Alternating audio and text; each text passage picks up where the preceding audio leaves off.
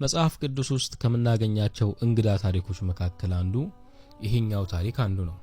አንቀጽ ሁለተኛ ነገሥት ምዕራፍ 2 ከቁጥር 23 እስከ 25 ይገኛል። እንደሚከተለው ይነበባል። ኤልሳዕም ከዚያ ተነስቶ ወደ ቤቴል ወጣ። በመንገድ ላይ ሲሄድ ሳለም ልጆች ከከተማ ወጥተው አንተ መላጣ ውጣ፣ አንተ መላጣ ውጣ እያሉ አፌዙበት። ኤልሳዕም ዘወር ብሎ ተመለከታቸውና በእግዚአብሔር ስም ረገማቸው። ከዚያም 2 እንስት ድቦች ከዱር ወጥተው ከልጆቹ 42ቱን ሰባበሯቸው። እርሱም ወደ ቀርሜሎስ ተራራ ሄደ፣ ከዚያም ወደ ሰማርያ ተመለሰ ይላል።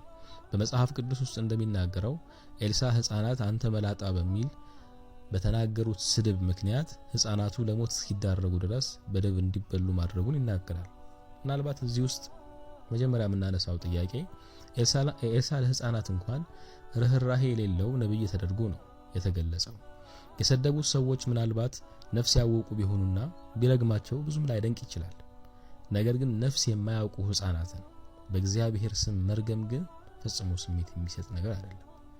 በሁለተኛ ደረጃ ምናልባት የምናነሳው ለጥፋታቸውም የተለየ ቅጣት ማድረግ ይችል ነበር። ሕፃናት እንዲማሩ በተለየ ቅጣት ሊገስጻቸው ወይንም ሌላ አስተምሮ ወይም ሌላ ትምህርት እንዲያገኙ ማድረግ ይቻል ነበር። እስከ ሞት ድረስ ግን ማድረጉ ግን ፈጽሞ ርህራሄ ያልባነት ነው።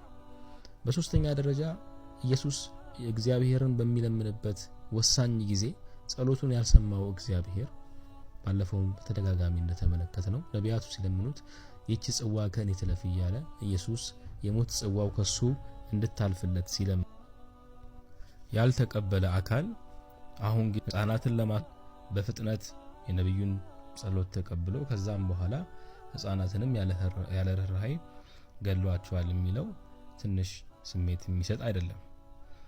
በመጨረሻ የምናነሳው ምናልባት የዚህ ንባብ ወይንም የዚህ ምንባብ መጽሐፍ ቅዱስ ውስጥ ተካቶ መቀመጡ ለአማኙ የሚሰጠው ፋይዳ ምንድነው የሚለው ነው።